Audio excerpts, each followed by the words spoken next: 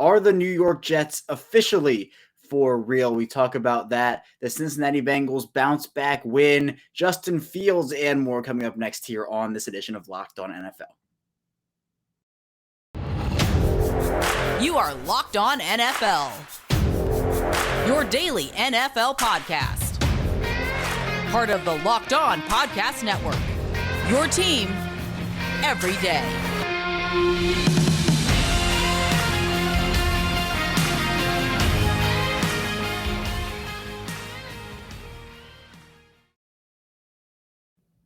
Welcome into another edition of the Locked On NFL podcast, part of the Locked On Podcast Network, your team every day. Today is Monday, so you have me, Kevin Ostreicher, one of the many NFL experts from the Locked On Podcast Network. Thank you so much for making us your first listen of the day here. We're free and available on all podcasting platforms, including over on YouTube. And Locked On NFL is, of course, your daily podcast covering all the biggest stories around the NFL in less than 30 minutes. Again, part of the Locked On Podcast Network, your team every day. And we have a ton to talk about. Week 9 Sunday action officially in the books. Monday Night Football between the Saints and the Ravens coming up here today. We're going to talk about plenty of the biggest storylines here. First, starting off in Cincinnati with Jake Liscow, as we talk about Joe Burrow, Joe Mixon, and that Bengals win over the Panthers. A big bounce back effort from their Week 8 primetime loss. Then in the second segment, we'll be talking with John Butchko of Locked On Jets. The Jets keep winning, and we're going to talk about if they are for real with John Butchko. And then in the final segment, we'll flip over to Chicago. The Bears did lose in Week 9, but Justin Fields showed plenty of flashes. We'll talk with Lorin Cox about Fields, the future, and more in Chicago. So without any further ado, let's dive into this episode of Locked On NFL. First talking with Jake Liscow of Locked On Bengals. Well, the Cincinnati Bengals bounced back in a big way in Week 9, a 42-21 win over the Panthers. And here to talk about it with me is Jake Liscow, one of the hosts over at Locked On Bengals. And Jake, after a pretty disappointing loss in Week 8 to Cleveland in prime time, this was a huge comeback win for Cincinnati in terms of them coming back and being able to bounce back from that loss. How are they able to put that behind them and come out and dominate on Sunday? They stayed ahead of the chains the entire first half when the game was somewhat competitive before things got out of hand, and they accomplished that largely with a running game that had been mostly pretty anemic this year. They were one of the worst 5 or 6 teams in the NFL per rushing EPA per play coming into the game, and it kind of came out of nowhere. To me, to many that follow the team, maybe someone out there called it, but going against the Panthers team, this one been one of the better run defenses looking at EPA per play or PFF grades or traditional stats or tape or whatever you want. They've been pretty good against the run this year. And then out of nowhere, Joe Mixon sets a franchise record and runs for 7 yards per carry, and things get out of hand early. Yeah, and I say comeback win. It was not a comeback win for Cincinnati. They got out to that huge lead, Mixon with 5 touchdowns in the game. It's incredible what he was able to do. But I know, Jake, a lot of the conversation was surrounding Jamar Chase and his injury and how Cincinnati's offense would look without him. In Week 8 against Cleveland, didn't look great. But in Week 9, they did find something. I mean, what was it from Week 8 to Week 9 that you saw be the difference for them? In Week 8, they just couldn't block against cover 2 with a 4-man rush. So Myles Garrett's getting home and disrupting things. Joe Burrow's sped up. He has to check the ball down. They didn't really try to run the ball a whole lot early. And when they did try to run the ball, I think I looked at it, it was like 4 out of their first 21 plays or something were running attempts. It didn't go very well on those handful of plays. Against Carolina, they came out and they were dominant in the run game from the jump. And the pressure wasn't so much an issue. Like I said, staying ahead of the chain is such a big factor when you're a team that is going to put a lot on your quarterback in the first place. This isn't a Mike McDaniel, Kyle Shanahan, whatever you want to call it, offense, using a lot of misdirection, a lot of motion at the snap, using a lot of play action to scheme guys open. This is a team that likes their playmakers, likes them to win one-on-ones, and trusts Joe Burrow to distribute the ball. And when there's a pass rush disrupting all of that, things can go off the rails like they did against Cleveland. And then when you get down against a team like Cleveland, they're going to run the ball on you the way the Bengals ran the ball on the Panthers in Week 9. And then you're just down and Myles Garrett is pinning his ears back the whole game. Cleveland is a team built to play from ahead. Most NFL teams play better from ahead. against the Panthers in week 9, staying ahead of the chains, early down success, a big point of emphasis for the team this week, according to Zach Taylor. But the running game had to exceed expectations the way that they were able to move the chains early. There were a few things that even stood out as things that haven't worked all year for the Bengals that were working against Carolina. That was kind of a sign that that's the way the game was going to go. They had some toss plays work early, and they've been miserable trying to toss the ball this year in the running game. They had a screenplay that went for an explosive early in the game as well. And the Bengals screen game, while it's been okay, hasn't really been explosive like that for a lot of the year. Right, and let's flip over to defense, Jake, because this is a team in Cincinnati that got PJ Walker benched here. Walker finishes the game. Yeah. Not great numbers, 3 of 10 for 9 yards, so great on Cincinnati's defense. But this has been a unit, Jake, that has gone through injuries. They continue to kind of lose guys and get some of those guys back, but losing a number one corner. DJ Reader's absence has been felt this season. Who stepped up in this game for the Cincinnati defense to hold Carolina to 21 points, but most of that which did come in garbage time? The defensive line, I thought, played really well early in the running game. I thought Carolina had a pretty bad plan, to be honest, not to throw darts or anything too hard in the other direction, but they came out run, pass, punt kind of thing, that the stereotype a few times where they just got themselves into third downs and didn't convert. And they just weren't hitting on anything downfield on early downs, and they got behind the chains where the Bengals stayed ahead of the chains. I do think that it was a tougher job for the defense, as you mentioned, without Chidobe Awuzie, without DJ Reader, and Mike Hilton, their starting slot corner, also didn't play in this game. So the starters for the Bengals are two guys that didn't start at the beginning of the year, and Eli Apple, who has been a bit maligned this year. So credit to all of those guys for stepping up in the passing game. Could have been worse for PJ Walker as well. There was an illegal contact penalty called on Cam Taylor-Britt on an overthrow that was a vertical to DJ Moore. He was bracketed on the play. Jesse Bates was over the top of it, nearly had a pick. So could have been even worse for PJ Walker than it ended up. He did not look sharp today. And it wasn't really anything in particular, at least on paper. I think that the defense played disciplined, good team unit football to get the Panthers into third and longs. And then on those third downs, when you're an inexperienced passer, you don't really want to be going against Lou Anarumo's defense in drop back passing situations on third downs, because he's going to dial things up to confuse you. And I think that was part of it as well. So I credit Lou Anarumo for coaching a defense to overcome really missing three very important pieces in Chidobe Awuzie, who, of course, out for the season, one of the better corners in the NFL, underappreciated. So I'm going to just give him some props on the national show here for a second. DJ Reader, one of the best nose tackles in the NFL. So two very important pieces for this defense that they overcame in week 9. Yeah, absolutely. And now Cincinnati 5-4 heading in to their bye week in week 10. So Jake, what's the mood with you with Cincinnati right now with this team? It's definitely uplifting heading into the bye with a dominant win like this, but looking ahead, what are you looking forward to? Yeah, I think that looking back, I know you asked me to look ahead, and I will, but looking back, you look back to week 1 against Pittsburgh with Mitch Trubisky and that weird long snapper injury led loss is one that you probably look back on and you're going to have some regrets going into the bye at 5-4 instead of 6-3. You can even look back to week 2 against Dallas and Cooper Rush, a game that probably they would like to have won with Joe Burrow going against Cooper Rush. And you look in general at the quarterbacks the Bengals have faced in the first half of their season, most of them are backups.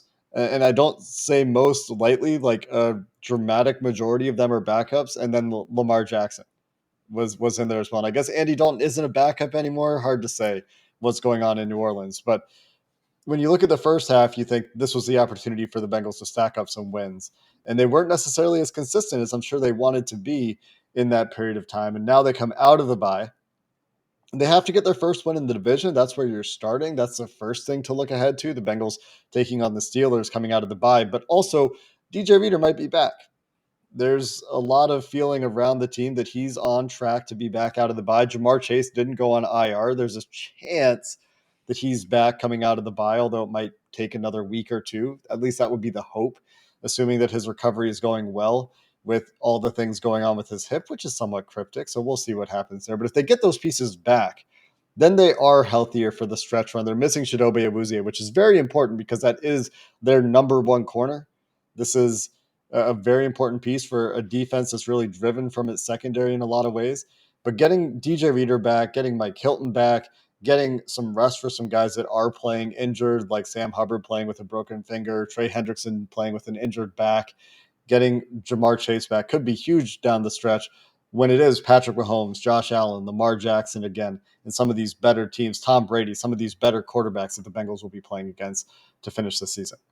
Right, and a big dominant win for Cincinnati in Week 9 again. Has to have them feeling good at least heading in to the bye. But for more on the Bengals and Jake's work, be sure to check out Locked On Bengals, part of the Locked On Podcast Network, your team every day. Jake, thanks so much for hopping on. The Bengals head into their bye with a big momentum shift. If they had lost to Carolina, it would have been, I think, a bit ugly, but now they have a huge, huge win to go into their bye with, get healthy, and come out and perform even better. But coming up in our second segment, we'll be diving into another team heading into their bye in Week 10, the New York Jets, who were able to knock off the Buffalo Bills in Week 9. So be sure to stay tuned. Still a ton to dive into here on Locked On NFL. First, though, I do want to tell you a bit about PrizePicks, and I love fantasy. I had a pretty successful fantasy week in Week 9, actually. I won a lot of my leagues, but if you want a different twist on fantasy, try out PrizePicks. It's super, super easy to use, and I really like how easy it is for their formats and different games you can play. And you can have a ton of current entries. How it works, pick 2 to 5 players, and if they go score more or less, and their PrizePicks projection, you can win it to 10 times the amount in an entry. There's no competing against other people. It's just you versus the projections available. PrizePicks offers projections on any sport that you watch, including the NFL, the NBA, MLB, NHL, PGA, college football, college basketball, and more. Entries can be made in 60 seconds or less. It's that easy. They have safe and fast withdrawals, and they're currently operational in over 30 states and Canada. So now the PrizePicks app, go to prizepicks.com to sign up and play daily fantasy sports. First-time users can receive a 100% instant deposit match up to $100 with promo code Locked On. So that means if you deposit $100, PrizePicks will give you $100. You deposit $50, PrizePicks will give you $50. Don't forget to enter promo code Locked On to sign up for an instant deposit match of up to $100. We're back here, our second segment of Locked On NFL. Kevin Oestreicher, your host, still here with you. Thank you so much for making us your first listen here today on Locked On NFL. But be sure to make your second listen to Locked On Sports Today podcast and the games that matter. So the biggest stories in sports go beyond the scoreboard and behind the scenes with local experts and insights. Only Locked On can provide. Locked On Sports Today available on this app, YouTube, and wherever you get your podcasts. But let's now travel to New York, where of course, the Giants are performing well, but you have the Jets. The Jets beating the Buffalo Bills, a major, major upset. But we're going to talk about if they're for real now with John Butchko of Locked On Jets. The New York Jets, they keep on winning, and this time doing it against the Buffalo Bills in Week 9, pulling out a close one, 20-17. Here with me to break that down is John Butchko, the host over at Locked On Jets. And John, a game like that, and all games against division rivals, they always have that extra oomph to them. But this game was one where the Jets, they grinded it out and they won this game. What were your emotions going through this entire thing and watching it unfold? You know, at the beginning, I really did not think the Jets had much of a shot in this one. It was the type of game where you know that Buffalo is the more talented team, so you're going to need a few breaks during the game. You need things to go right. And the game began with Braden Mann on the opening kickoff slipping and mishitting the ball, and Buffalo getting the ball at the 45-yard line. And you're just saying, like, this is not the Jets' day. And then the first play from scrimmage, Stephon Diggs beats Sauce Gardner with, like, maybe the first time all year Sauce Gardner's been legitimately burned for a big gain, and it's like, this is not the Jets' day. But then they catch a break. Josh Allen throws an interception, so you're saying, okay, maybe. But through the first half, Buffalo was dominating. They jumped out to a 14-3 lead. They were pretty much doing what they wanted on offense. The Jets were having a tough time getting anything going on the offensive side of the ball. Then right before the half, the Jets put together a drive, and they had a big fourth down conversion right around the 2-minute warning. And that was huge because, first of all, they're down 14-3. So it keeps the touchdown alive, but it also allowed them to drain the clock because if they kick a field goal there, it's 14-6, but Buffalo gets the ball back, and they're going to have a chance to score right before halftime, make it a 2-score game. So Jets ended up scoring a touchdown right before the half to cut it to 14-10, and they left the Bills a little bit of time. The Bills got into like the fringes of field goal range, but Tyler Bass missed a 55-yarder. If Buffalo had more time, maybe they could have gotten closer. So you go to the locker room, and it feels like Buffalo dominated, but you're only down 4 points, and that's a good omen for the Jets. In the second half, I mean, it followed the formula the Jets set out before the season. They wanted to lean on this defensive line anchored by Quinnen Williams. He had a sack early in the second half. The run game, the Jets really got James Robinson and Michael Carter going, especially near the end of the game. They got just enough out of the passing game. But there was also a very weird thing that happened early in the second half of this game. There was an issue with the sky cam. So they had to like take the sky cam. This actually delayed the game. And this, I think, ended up maybe benefiting the Jets a little bit. It was funny because as I'm talking to Jets fans during the game, everybody's nervous because the Jets are on this long drive at the beginning of the second half. And people are saying this is going to stall out the momentum. Now, the drive actually ended in a Zach Wilson fumble. But when you add halftime to the Jets putting together a long drive, an 8-minute drive at the beginning of the second half, and then a delay for a sky cam, Buffalo's offense spent a lot of time on the sideline, and I wonder whether that maybe messed with their rhythm a little bit. So maybe that helped the Jets a little bit. But the defense, you got to give the Jets defense credit. The defensive line took over in the second half. The corners were really good. And with just under 8 minutes left in the game, the score was tied at 17. The Jets got the ball on their own 4-yard line after Buffalo pinned them in back with a punt. The Jets got from their own 4 to the Buffalo 20 without throwing the ball. It was Michael Carter and it was James Robinson running the ball, and they never even faced a third down. The Jets, with the game on the line, Buffalo could not stop the run. The Jets ran the ball at will on an excellent Buffalo defense. So, great feelings if you're a Jets fan. It's been a while since we've had a competitive football team. So to be here 6-3 with a win over maybe the most talented team in the AFC, it's. I was just looking for competitive football this year. That would have been a huge step up from what we've seen over the last decade with the Jets. So the fact they're not just competitive, that they're beating the best team in the conference, it's a pretty amazing feeling. Yeah, and let's talk about the AFC East a little bit, John, because now you have 3 6-win teams: 6-2 Buffalo, 6-3 Jets, and 6-3 Dolphins. You can't forget about the Patriots either. They're a 5-4 football team, so that division extremely talented. What's the mood in New York right now about that division? And if the Jets can make a run, maybe at the division, but also just to also get in the playoffs at a wild card spot. Yeah, it's amazing. And I actually thought people were underselling the AFC East this year. I thought it was going to be a really tough division. In fact, I thought the team that maybe would have a little bit of trouble was the Jets because they were a little bit earlier in their build than some of the other teams. So you said it best. The team in last place right now, the New England Patriots, is still over 500 in this division. I think you look at the way the Jets are playing. The Jets have shown that they are a legitimate football team. They're for real. It was easy to dismiss what they've done to this point because they've had a really lucky run of backup quarterbacks that they faced. They got the Browns with Jacoby Brissett, and they did not play well in that game. In fact, they needed a miracle to win that game. They got, even though it was kind of the backup situation, they got the Steelers with Mitchell Trubisky, and then Kenny Pickett took over in that game. So, they did technically face the backup, but it was a shaky quarterback situation. They got Skylar Thompson with Miami.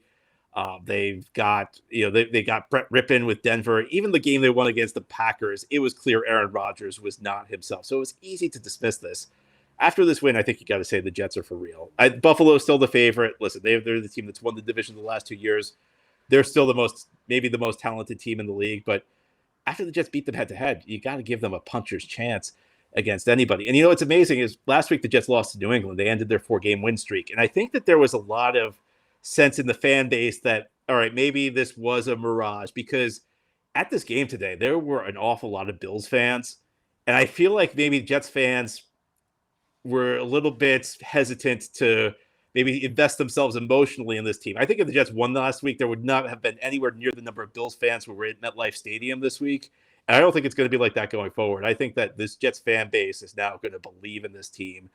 I think, I don't think they're going to win the AFC East. I think they have a shot. I would still pick Buffalo, but I think this Jets team has a really good shot at making the playoffs. And the AFC East could be the type of division where you get 3 teams in the playoffs, and who knows? I think it's tough when you have all these teams playing against each other. The losses are going to add up, but if there was ever a division where you say, you know what, there's a shot all 4 teams that could make the playoffs, it might be the AFC East this year. Right, you have those. Again, the Patriots in last place at 5-4. But John, you say the Jets are for real. Give me your elevator pitch. Convince people why this Jets team is for real. The defense. They have a tremendous defensive line. Quinnen Williams is playing at an all-pro level right now, but they have other guys playing really well. You have John Franklin Myers, who's a kind of a hybrid guy. He plays inside, he plays outside. He's playing at a really high level. But they also have corner play, which is just excellent. Now, they got beaten by Stephon Diggs a couple times in the first half. I mentioned Sauce Gardner kind of bit on a little bit of a double move early on. DJ Reed got beaten by Diggs. There's no shame in that. But these corners are playing really well. They also have a slot corner, Michael Carter II, who's playing excellent football. And they got a run game. They don't have Breece Hall anymore, so the home run elements is gone. But they have a really solid run game in Michael Carter and James Robinson. I said Michael Carter II. Jets actually have 2 guys named Michael Carter. They have a slot corner, Michael Carter II, and running back Michael Carter, who both were drafted last year on day 3. But I mean, what can I say about the Jets' run game? Well, I said it. They went from, with the game on the line, the Bills knew that they were going to run the ball. They went from the Buffalo 4, they went from the Jets 4 to their own 4 to the Buffalo 20 without facing a third down, running the ball the entire time. So the Jets can run the ball. And when that happens, it makes life easier for Zach Wilson, who's still very up and down. But one thing that's making Zach Wilson's life easier is Garrett Wilson has come to life the last couple of weeks. Rookie receiver, had 2 really strong games.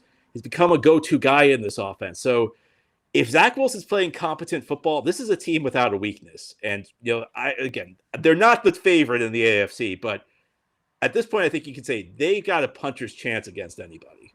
Yeah, extremely strong start for the Jets, 6-3. And for more on the 6-3 Jets, go check out John's work over at the Locked On Jets podcast. Again, your team every day. John, thanks so much for talking with me here. I like what the Jets are cooking up there in New York. I think that they have something special. That AFC East division is one that has a lot of competitive teams, so I'm excited to see how that all pans out moving forward. But coming up in the final segment, I'm also excited about Justin Fields. We'll talk to Lorin Cox of Locked On Bears about his performance in Week 9 and what the future holds for him and Chicago. So be sure to stay tuned. Still a ton to dive into here on the show. First, I do want to tell you, though, about BetOnline. And BetOnline is your number one source for betting football and the start of the new basketball season. I'm a Denver Nuggets guy. The Nuggets play the Spurs tonight, so I'll be watching out for that. You can find all the latest player developments, team matchups, news, podcasts, and in-depth analysis on every game. And as always, BetOnline remains your continued source for all your sports wagering information with live betting ups and minute scores for every sport out there. It's the fastest and the easiest way to check out on all your favorite games and events, including MLB, MMA, boxing, and golf. So head over to the website today. Use mobile device to learn more. BetOnline, where the game starts. We're back here, our final segment of Locked On NFL. Kevin Oestreicher, your host, rounding out your Monday here with you. Thank you so much for keeping it locked on with me here and making Locked On NFL your first listen of the day. Again, make sure your second listen today is Locked On Sports Today, and be sure to subscribe on YouTube here and follow along in audio form. But let's now dive into Justin Fields, a really polarizing young player. I think he has so much potential, really showed it in Week 9 of that loss to the Dolphins. We'll talk with Lorin Cox about that now. Well, the Chicago Bears lose to the Miami Dolphins 35-32 in Week 9, but there were positive takeaways, especially surrounding Justin Fields. Here to talk about that, the direction of the Bears and more, is Lorin Cox, the host over at Locked On Bears. And Lorin, even though it did come in a loss, Justin Fields, I think we saw the coming out party for him, but we see him go 17-28, 123 through the air, 3 touchdowns there, but on the ground, 15 carries, 178 in a score, showcasing his dual threat ability. What confidence, Lorin, does this performance give you for Fields and his, I guess, prospects with the Bears moving forward? Yeah, for me, this is confirmation of what we've started to see flashes of, but really everything coming together now. It's not just one flash in the pan hot game, but we've seen now like 3 games in a row the Bears have been able to score at a really high pace, and now everything comes together in a game like this when he's wheeling and dealing from the pocket, throwing the ball, of course, as you mentioned, rushing for 175 yards, 78 yards, and really just, I mean, a dynamic playmaker. You see it with the arm and with the legs, 61 yards. And it really just sort of says, like, yes, that's the guy the Bears traded up to draft. That's the guy who is supposed to be the face of the franchise. That's what it's supposed to look like. And then if you can just put like a real offensive line and a slowly improving group of wide receivers around him, this is what you can really unlock the full potential of with this Bears offense for presumably as long as he can continue to stay healthy and be this dynamic athlete. Right, and let's talk a bit about the game, because obviously it does come in a loss, unfortunately. But some of those flashes that you talked about, were there any plays or any sequences specifically, Lorin, that stood out to you that really said, hey, this is what we've been seeing and this is what we're so sold on here in Chicago? Well, of course, the obvious one is the 61-yard touchdown. And of course, when any player runs for 61 yards, that's a big thing. But a specific moment in that play, when he gets past the line of scrimmage, he shows a little hard pump fake and then cuts on a dime and accelerates to full speed, 0 to 60 in like a half a second. But like that pump fake in space as a runner, to think to do that, and he did an arm angle to like bring the linebacker one direction and he was planning to cut the other direction. Like, not only the ability to run 61 yards and outrun guys and make guys miss, but like some of the little savvy things he's able to do on a play like that just, it feels like veteran type next level decision making from a quarterback there that can make those split second, just like instinctual decisions that he didn't have to be super orchestrated. He just knows how to make those plays on that drive in particular, and that play in particular. You just sort of see the full combination of the arm and the leg, the threat of both, so dynamic for Fields. Yeah, and I think obviously, Lauren, the season's not over. I know we're talking a lot about the future for Fields in Chicago, but again, this is a 3-6 football team, but we still have a ton of football ahead of us. But the Bears do go out there and they make a move seemingly for the future and getting Chase Claypool, sending a second-round pick there. Did you see anything from him, and what do you envision his role being during his time in Chicago? Yeah, the Bears made an effort to get the ball in his hands a few times, especially early on in the game. They seem to make it more of an emphasis point in this offense. I had low expectations for, having him got here, 5 days ago when they traded for him. It's hard to have a player just jump into the offense and be ready to go at full speed. But, they worked some screen passes to him. They ran a jet sweep to him and took a couple of deep shots downfield. He drew a pass interference penalty on one of them as well. So it looked like the early sprinklings of everything that was advertised with him, where there certainly are flaws there, but he's big, fast, and strong, and the Bears don't have a lot of wide receivers that are big, fast, and strong. There was even one play where the Dolphins had like 8 or 9 guys on the line of scrimmage showing blitz. Fields checks the line of scrimmage, just throws a quick little smoke screen out in space to Claypool. He makes the cornerback miss and gets a first down on it. It's like 2nd and 10. So like you're seeing the skill set there, even if the full repertoire of the playbook and the full route, options for this offense are still coming into fruition here. But the Claypool trade was definitely not as much about this year and a lot more about next year and potentially beyond if another contract is in store. Right, and we can look ahead a bit to the future, Lauren. I mean, what's next for Chicago in terms of building this team around Justin Fields? I know a lot's been made of the wide receiver position. Obviously, they go out and get Claypool. But in your estimation, when the offseason does hit after the football that we still have, what do you think Chicago could be focusing on? Yeah, the trade deadline really represented like the end of the teardown and the start of the build back up, right? They traded Roquan Smith, they traded Robert Quinn, and that was kind of like, okay, pretty much down to bare bones. There's not much left that they could, to excavate from the previous regime here.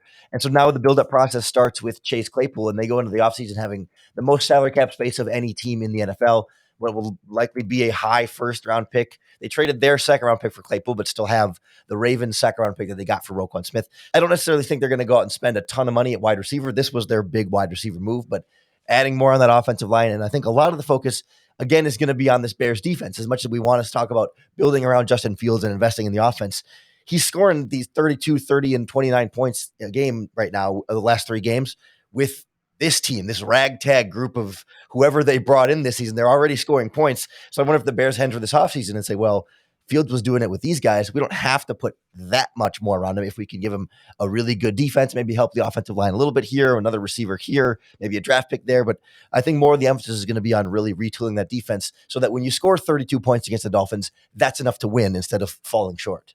Yep, exactly. And let's end by looking ahead in this season in particular, Lauren. We saw this performance by Justin Fields here. What's next for him? What's next for the Bears as they embark on the rest of this 2022 year? Yeah, I mean, right now, it's been kind of the ideal thing, right, against the Dolphins where Fields plays really well and they lose. So they get the higher draft pick and the confidence in their quarterback. Like that's been not their stated goal by any means. They, of course, want to win and they're not waving the white flag and they're going to push through. But like from the outside, like that's ideally what you're looking for here. But I think in the last 3 weeks, Patriots, Cowboys, Dolphins, 3 potential playoff teams, not top of the league, but that second to third tier team. The Bears have been right in there with all 3 and beat one of them. Like I think this is a team that in every game this season, they're going to have a chance because they are able to score right now. They've got this offense rolling. They're creative. They're innovative, and they have a dynamic playmaker at quarterback. Most teams, I mean, they play the Bills and the Eagles. They might not do so hot in those games, but it's probably going to be 5-6 wins when it's all said and done, and pick right around the 8-12 range and retooling for Justin Fields afterward.